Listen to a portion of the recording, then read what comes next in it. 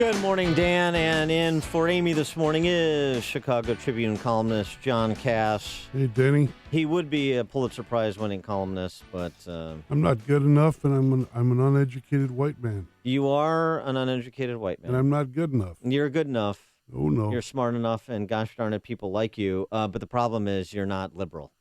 That's the real problem. Why you think don't so? have a Pulitzer. That's probably you. You're not getting the hardware because you're not liberal. Put some crackers on that. That'd be good. But you are a great heir apparent to Mike Royko. There's no question about it. Thank you so much. And so, John, you understand these complicated things that few of us. When you start talking to me as if you think I'm smart, I figure something's going to come out of it, and it's worrying. Well, you're street smart. Talk plain, son. You're mean street Just smart. like the Texas Rangers in Hell and High Water. Talk plain. You're mean street smart. You get what's happening. This is confusing to me because, of course, I take whatever a State Department spokesman or somebody like a former President of the United States or a former Secretary of State, I take these serious people seriously. And when they say they didn't do anything wrong, then I assume that they didn't do anything wrong because, I live in Chicago, so I suffer from Stockholm Syndrome. But apparently there is a problem with Hillary Clinton and her private meetings while she was Secretary of State. Half of those meetings were with Clinton Foundation donors that generated $156 million in cash for the Clinton Foundations, and that doesn't even include the speaking fees.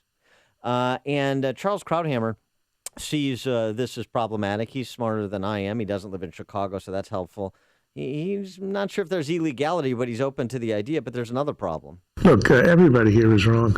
So much error, so little time. That statement is meaningless. Who cares if there were 17 other conversations or even meetings? What matters is, were there any that were as a result of giving money to the Clintons? The answer is yes, and that is in itself damning. It may not be illegal, but it's damning. Is it damning? It's damning, and it offers Trump something that he hasn't really taken advantage of, and I hope his ally and Stephen Moore will discuss this. What Trump can do now is say, hey, revert to what his earlier argument that basically got him votes, which is, I know this system is corrupt. I've paid these people off. I write a check to the Clintons. They show up at my wedding. I know what this is all about. Mm-hmm. Mm-hmm. And enter it that way. Because that way it puts him on the outside, but it also acknowledges the obvious. Well, the other thing it does is it makes this referendum on Hillary Clinton this entire election, which is where it needs to be. And this is a real opportunity because of this Associated Press story and investigative story that was done that I just referenced.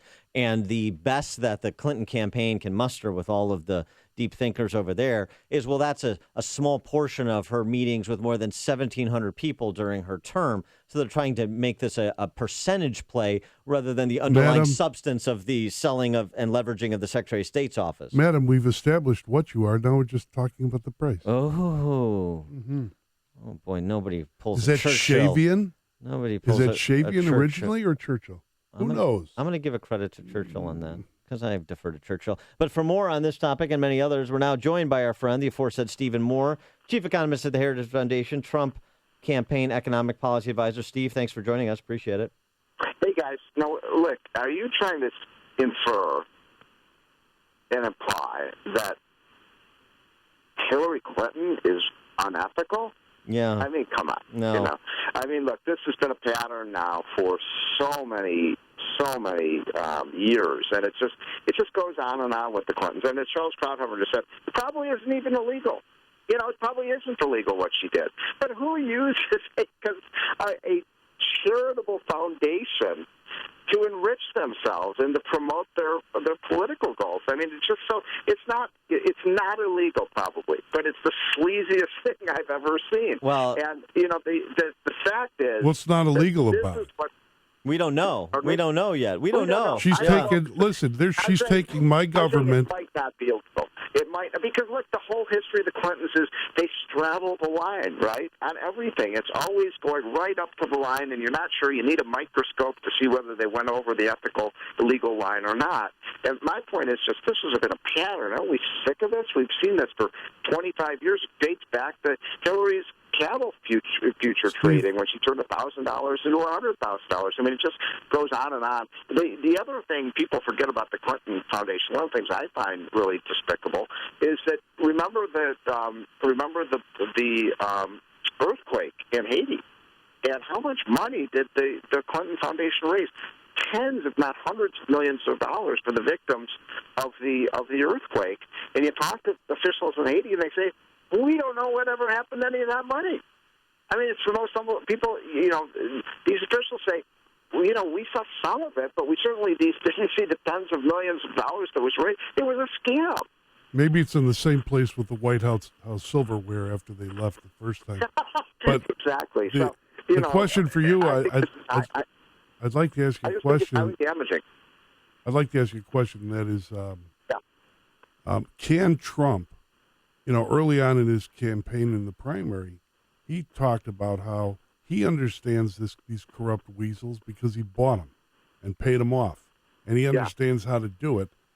Is that a way to turn up the heat on her, to use that type of argument to get into this? Donald Trump was on the other side of this, so he was one of the people who had to, pay money to things like the Clinton Foundation to get. Look, what Donald Trump was doing was trying to build buildings in places like New York City. Same thing in Chicago. How do you get that done? Unfortunately, you have to pay off people, right? I mean, that's the Chicago way. That's, unfortunately, the New York way. It's what's putrid about politics. And what Trump is saying is, look, I'm going to clean this up, because if I hadn't paid this money out in these graft payments, I wouldn't have been able to build Trump towers all over the place.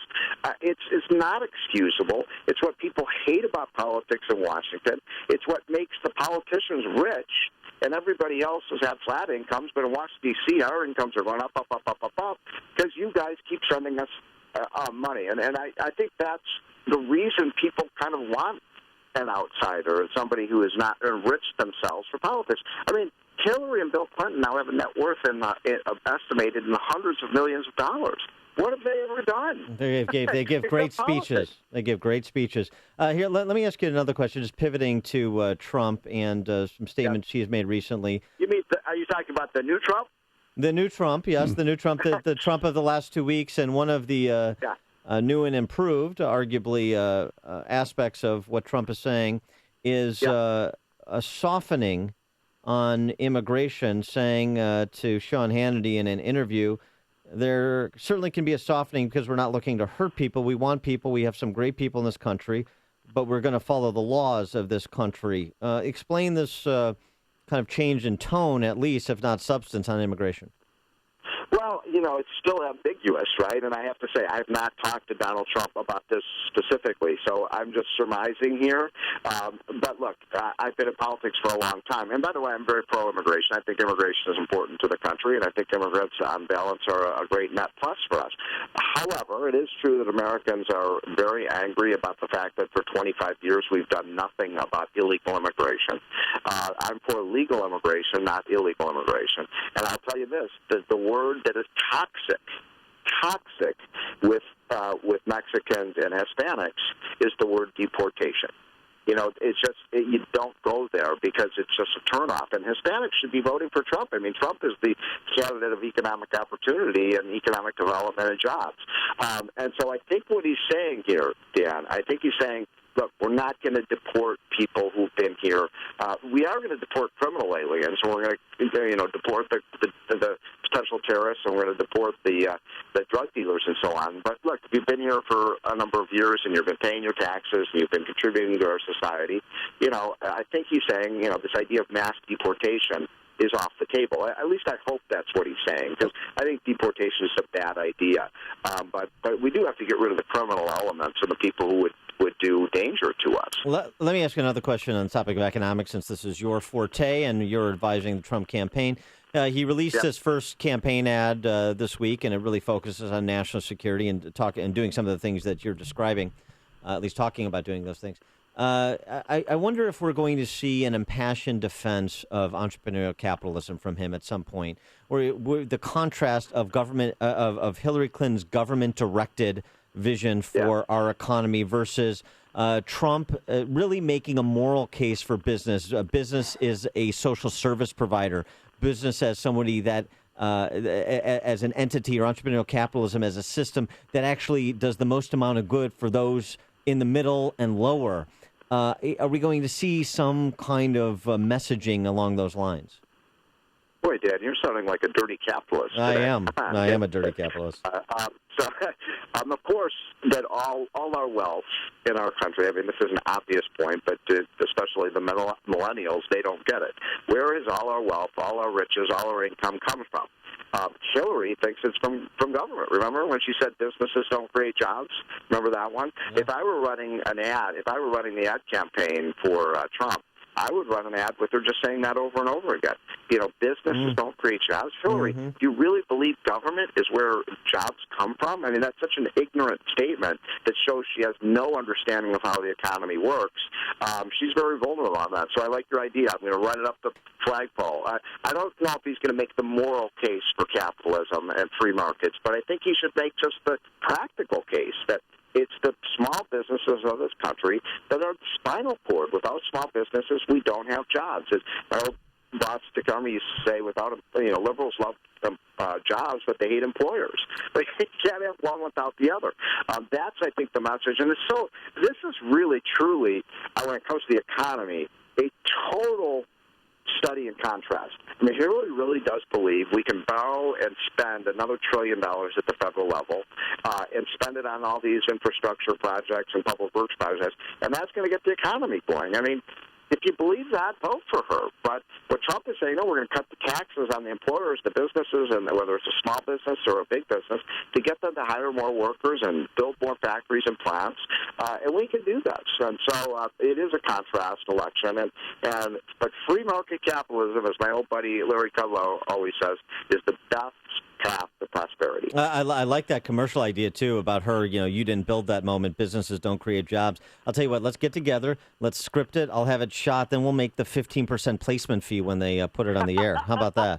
We're not doing that. I guarantee you. We're not paying, in the Trump campaign, we're not paying 15%. Good. That's one of the biggest robberies there is. No question. I don't even think, quite frankly, I don't think any of these political ads in the presidential election have that big of an impact, because the truth is people see these candidates, Hillary and Trump, every single night on TV. They can make their own decisions about this, but I like our idea. We're going to run this. It's a good reminder of what she said. Yeah, you're no going to question. raise the $50 million. Okay. All right. Steve Moore, Chief Economist of the Heritage Foundation, Trump Campaign Economic Policy Advisor. Steve, thanks for joining us. Appreciate it. We're going to win, guys. We're going to win. All right. Then optimistic Steve Moore, who joined us on the Turnkey.Pro answer line.